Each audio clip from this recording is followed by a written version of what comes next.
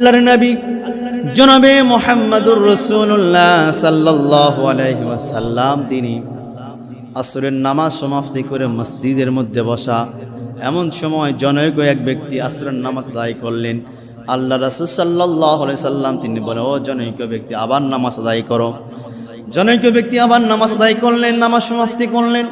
আল্লাহর রাসূল বিশ্ব নবী জনাবে মুহাম্মদুর রাসূলুল্লাহ সাল্লাল্লাহু আলাইহি ওয়াসাল্লাম তিনি বললেন, ও জনৈক ব্যক্তি তোমার নামাজ হয় না, আবার নামাজ আদায় করো। এভাবে করতে করতে অসংখ্যবার নামাজ আদায় করলেন, সমাপ্তি করলেন। ওই ব্যক্তি রাগান্বিত হয়ে গেল, আপনি আমার নামাজ কেন ভুল ধরছেন, আপনি কে একটু বলেন না।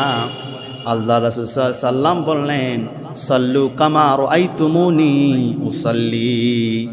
যেভাবে নবী নামাজ আদায় করেছে, যেভাবে নবী তাকবীরে তাহরিমা বেঁধেছে, যেভাবে আল্লাহ রাসূল রুকু দিয়েছে, যেভাবে আল্লাহ রাসূল রুকু থেকে দাঁড়িয়ে কোমরটা সোজা করেছে, যেভাবে রুকু থেকে সিজদায় গিয়েছে আল্লাহ রাসূল, যেভাবে সিজদার তাসবিহ পাঠ করেছে, যেভাবে রুকু তাসবিহ পাঠ করেছে আল্লাহ রাসূল, দুই সিজদার মাঝখানে যেভাবে বসা ছিল আল্লাহ রাসূল, যেভাবে নামাজের মধ্যে সূরা কেরাত তেলাওয়াত করেছেন আল্লাহ রাসূল, যেভাবে বৈঠকের মধ্যে বসা ছিলেন আল্লাহ রাসূল, যেভাবে নামাজ সমাপ্তি করেছেন আল্লাহ সাল্লাম, যেভাবে সালাম ফিরেছেন আল্লাহ রাসূল বলেছেন, সল্লু কামা রাআইতুমুনি উসাল্লি।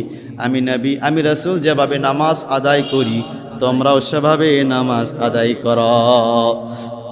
ও জনৈক ব্যক্তি, আল্লাহ রাসূল যেভাবে নামাজ আদায় করেছে তোমার নামাজ আল্লাহ রাসূলের নামাজের মতো হয় নাই, তোমার নামাজ তোমার মতোই হয়েছে। এই জন্য আমি তোমাকে বারবার বলেছি নামাজটি আবার আদায় করো। আল্লাহ রাসূল এমনভাবে নামাজ আমাদেরকে শেখান নাই। আমার প্রিয় ভাইয়েরা, এটা আমাদেরকে লক্ষ্য রাখতে হবে, এটা আমাদেরকে খেয়াল করতে হবে। আল্লাহর রাসূল যেভাবে তাকবীরে তাহরিমা বেঁধেছে, আল্লাহ রাসূল যেভাবে পড়েছে, আল্লাহ রাসূল যেভাবে রুকু দিয়েছে, আল্লাহ রাসূল যেভাবে রুকুর মধ্যে তাসবিহ পড়েছে, আল্লাহ রাসূল যেভাবে রুকুর মধ্যে দেরি করেছে, সিজদায় যেভাবে সময় দিয়েছে, তাড়াহুড়া করেন নাই, খুশু খুজুর সঙ্গে নামাজ আদায় করেছে। আমরা আল্লাহর রাসূলের আমরা উম্মতি, আমাদেরকে আল্লাহর রাসূলের মতো নামাজ আদায় করতে হবে।